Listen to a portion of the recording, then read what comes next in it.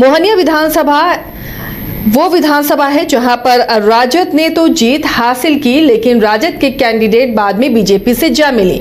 इस बार क्या समीकरण यहां पर रहेगा, इस बार इस सीट का मिजाज क्या रहेगा, उसे हम स्कैन तो करेंगे, लेकिन उससे पहले जानते हैं इस सीट के रिकॉर्ड्स पिछले चुनावों में क्या रहे हैं। रंजन जी, मोहनिया को अगर आप स्कैन करते हैं तो मोहनिया क्या दिखाता है?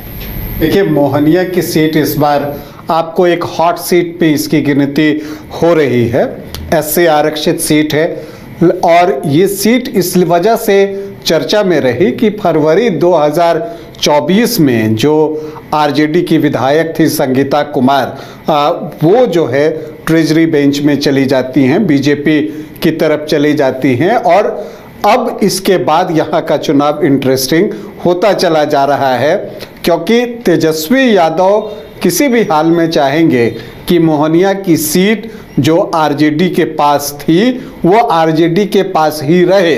तो दूसरी तरफ संगीता कुमार जो कि यहाँ से अभी विधायक हैं, उनके सामने भी ये सीट बचाने की चुनौती है और ये कश्मकश है। दोनों तरफ से ये चीज़ें चलेंगी। तेजस्वी यादव आप मानकर चलिए कि यहाँ से किसी सशक्त उम्मीदवार को चुनावी मैदान में उतारेंगे और इस बात की संभावना दिख भी रही है। कई दावेदार हैं आरजेडी की तरफ से, कांग्रेस की भी नज़र इस सीट पर लगी हुई है, लेकिन क्या तेजस्वी यादव इस सीट को छोड़ देंगे? उम्मीद मुझे कम दिखती है, क्योंकि तेजस्वी यादव निश्चित तौर पर चाहेंगे कि इस सीट को वापस लाएं। दूसरी तरफ संगीता कुमार जो कि अब बीजेपी के प्रत्याशी के तौर पर यहाँ से चुनाव लड़ेंगी, क्योंकि देखिए जब आप किसी पार्टी में गई हैं तो कुछ न कुछ शर्तें रखी होंगी, उसमें से एक उम्मीदवारी तो निश्चित तौर पर होगी। तो ऐसे में संगीता कुमार बीजेपी की कैंडिडेट होंगी, तो जो बीजेपी के टिकट पर पिछला चुनाव लड़े थे निरंजन राम, वो क्या करेंगे? क्या वो कोई नया ठिकाना ढूंढेंगे या वो अपनी पार्टी में ही बने रहेंगे? ये देखना दिलचस्प होगा। वैसे अगर आप मोहनिया विधानसभा सीट की बात कीजिए तो यहाँ जो पहला चुनाव हुआ था वो 1957 में हुआ था और तब ये सीट सामान्य थी। इनफैक्ट 1962 तक ये सीट जो है वो सामान्य ही रही है। 1967 से मोहनिया विधानसभा की सीट जो है अनुसूचित जाति आरक्षित सीट बन गई। अगर आप इस सीट पर देखें तो आपको दिखेगा कि यहाँ पर जो सोशलिस्ट विचारधारा वाली पार्टियां हैं उनको कई अवसरों पर कामयाबी मिली, लेकिन कांग्रेस भी जो है बीच बीच में यहाँ पर चुनाव जीत दर्ज करने में जो है सफल रही है। बीजेपी को भी यहाँ पर 2 बार कामयाबी मिली है। तो 17 चुनाव में 10 बार अगर आप देखें तो सोशलिस्ट विचारधारा वाली पार्टियों को कामयाबी मिली है। तो कांग्रेस 5 बार यहाँ से चुनाव जीतने में सफल रही है और बीजेपी जो है वो 2 बार यहाँ पर कमल खिलाने में सफल रही। अगर आप देखें कि इन 17 चुनावों में सर्वाधिक बार जीत किसने हासिल की तो सुरेश पासी हैं। उन्होंने जो है यहां से 3 बार जो है सफलता अर्जित की है। अब अगर आप यहां पर 2010 से देखें कि कितने चुनाव हुए और उसमें कैसा किसका प्रदर्शन रहा है तो आपको दिखेगा कि जब 2010 की बात है तब जेडीयू एनडीए फोल्डर में था और वो जेडीयू की लहर थी। उस लहर में छेदी पासवान ने आरजेडी के निरंजन राम को, जो कि पिछला चुनाव बीजेपी के टिकट पर लड़े थे, उनको 2500 वोटों के आसपास के अंतर से पराजित किया था, 2525 वोटों से। हालांकि फिर छेदी पासवान जब सांसद बनते हैं तो 2014 में जो है यहाँ पर बीजेपी के टिकट पर निरंजन राम चुनावी मैदान में उतरते हैं और उनको एक बार फिर से कामयाबी मिलती है और इस बार जो है वो जेडीयू के चंद्रशेखर पासवान को 19,851 वोटों से जो है पराजित करते हैं।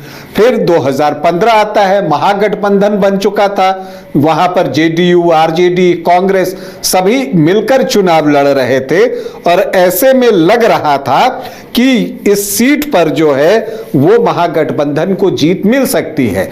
लेकिन वैसी परिस्थिति में भी यहां से बीजेपी का कमल जो है वो खिल गया और निरंजन राम 43.32% वोट लाकर 7,500 वोटों से चुनाव जीतते हैं, 7,581 वोटों से।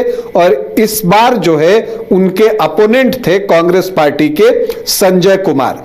तो जब आप 2010, 2014, 2015 में चुनाव देखती हैं तो एक आपको दिखता है कि हर बार जो अपोनेंट है वो बदल रहा है।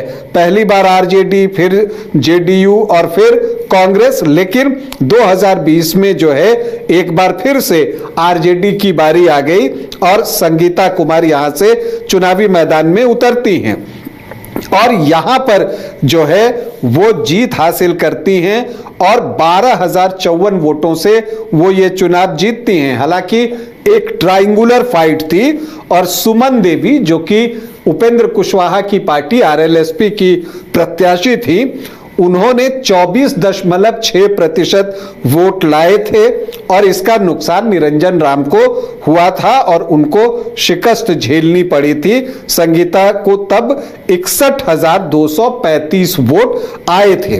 तो कहने का मतलब ये कि यहां पर उपेंद्र कुशवाहा की पार्टी ने बीजेपी का खेल बिगाड़ा था और संगीता कुमारी की राह जो है आसान की थी। लेकिन जिन्होंने संगीता कुमारी की राह आसान की थी, इस बार हो सकता है कि उसे मुश्किल करने के लिए चुनावी मैदान में हो, क्योंकि सुमन देवी जो हैं वो अब आरजेडी में शामिल हो गई हैं और प्रबल दावेदार हैं टिकट की आरजेडी की तरफ से। श्वेता सुमन भी उनको लोग कहते हैं, सुमन देवी उनका नाम हुआ। इसके अलावा अगर आप देखिए तो कुछ एक नाम, चूंकि चर्चा ये भी है कि निरंजन राम जो हैं वो क्या करते हैं, उन पर एक निगाहें हैं, तरह तरह की अटकलें लगाई जाती हैं। कोई कहते हैं कि वो आरजेडी में जा सकते हैं, कोई कहते हैं नहीं वो अपनी ही पार्टी में रहेंगे। अकलू राम है आरजेडी के जिला अध्यक्ष, वो भी दावेदारी कर रहे हैं। प्रवीण कुमार बीएचयू, उनकी भी दावेदारी है। लेकिन चूंकि ये सीट अब बहुत हॉट है तो एक संभावना ये भी दिखती है कि यह अनुसूचित जाति आरक्षित सीट है, तो क्या सारिका पासवान को यहां से टिकट मिल सकता है, क्योंकि वो कैमूर की प्रभारी भी हैं आरजेडी की। तो ऐसी परिस्थिति में क्या यहां से सारिका पासवान चुनाव लड़ सकती हैं, और अगर वो चुनाव लड़ती हैं तो एक दमदार मुकाबला जो है वो मोहनिया में देखने को मिलेगा। तो देखिए यहां पर जो मुकाबला होना है इस बार वो आपको बहुत दिलचस्प होना है। अब अगर आप यहां से ये देखें कि जो यहाँ का जातीय समीकरण है उसको हम अगर एक अनुमान के आधार पर देखें तो एससी वोटर्स 24.67% हैं, मुस्लिम 8.3% हैं, यादव 12 से 13% हैं। तो जो एमवाई है वो 20.5 से 21.5% है, राजपूत 10 से 11% हैं, भूमिहार आपको बहुत ज़्यादा नहीं है, लेकिन ब्राह्मण 8 से 9% हैं। तो सामान्य जाति के वोटर्स 19 से 20% हैं। कुशवाहा यहाँ 12 से 12.5% हैं और ये डेंट पिछले चुनाव में बीजेपी को लगा था आरएलएसपी प्रत्याशी के कारण, और कुर्मी को इसमें मिला दीजिए तो ये 13.5 से 14% का आंकड़ा पहुंचता है। वैश्य भी 10.5 से 11% है। तो जो जातियां एनडीए को परंपरागत रूप से वोट करती हैं वो 42 से 43% के आसपास है। लेकिन ये देखना होगा कि इस बार जो यहाँ पर चुनाव होता है, क्योंकि जब हम आंकड़े बताते हैं तो ऐसा नहीं होता कि सारे के सारे लोग एक ही तरफ वोट करते हैं, कुछ इधर उधर भी होता है, लेकिन समीकरण बीजेपी के पक्ष में है। अगर यहाँ पर कोई तीसरा कोण नहीं खुलता है, जनसुराज कोई इस तरह से प्रत्याशी दे दे या फिर कोई बागी बनकर खड़ा हो जाए, तब बात अलग है। क्योंकि गीता पासी हैं, जिला पार्षद हैं, वो भी चुनाव लड़ने के लिए तैयार हैं। पहले मतलब वो बीजेपी में ही हैं, हालांकि वो यहां से दावा करती हैं कि वो चुनाव लड़ेंगी। और बीएसपी का एक इंपैक्ट इस विधानसभा क्षेत्र में है और ओम प्रकाश दीवाना जो हैं वो यहां पर जो है आपको जोर आजमाइश करेंगे। बीएसपी मोहनिया में 2 बार चुनाव जीत चुकी है, तो एक दावा बीएसपी का भी है। अरुण राम भी बीएसपी से यूं तो दावा कर रहे हैं, लेकिन ओम प्रकाश दीवाना का पलड़ा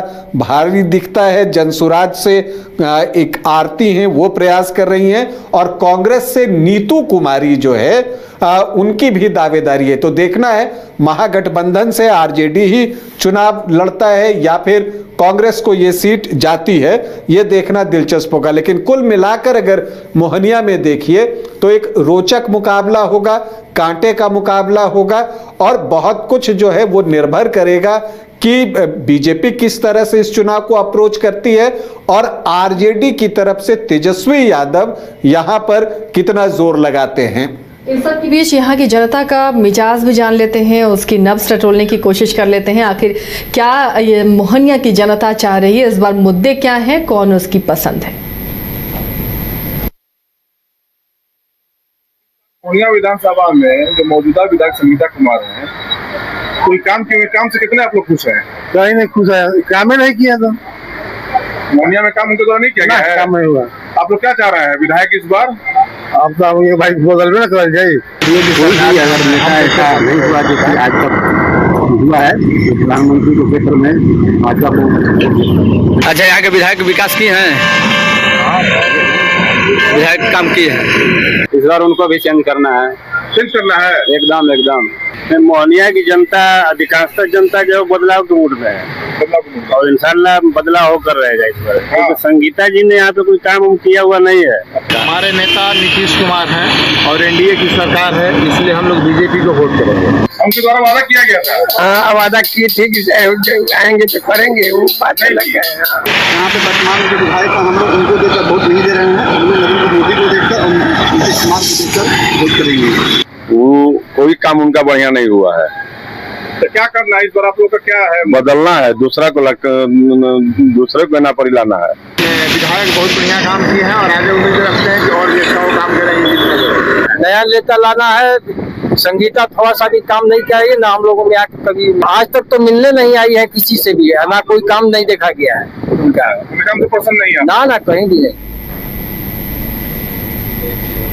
तो ये मोहनिया की जनता का मिजाज है और अपनी अपनी राय है, अपने अपने मुद्दों के साथ जनता वोट करने पहुंचेगी। लेकिन मोहनिया में जो मौजूदा विधायक है संगीता कुमार, उनका पलड़ा थोड़ा भारी दिख रहा है। फिलहाल अब तो पार्टियां तय करेंगी कौन किसका कैंडिडेट होगा और किस तरह आमने सामने की टक्कर होगी। क्या यहाँ पर तीसरा विकल्प भी बनता हुआ नजर आ रहा है, समीकरण किसे फेवर करेंगे, इस पर हमारी नजर बनी रहेगी।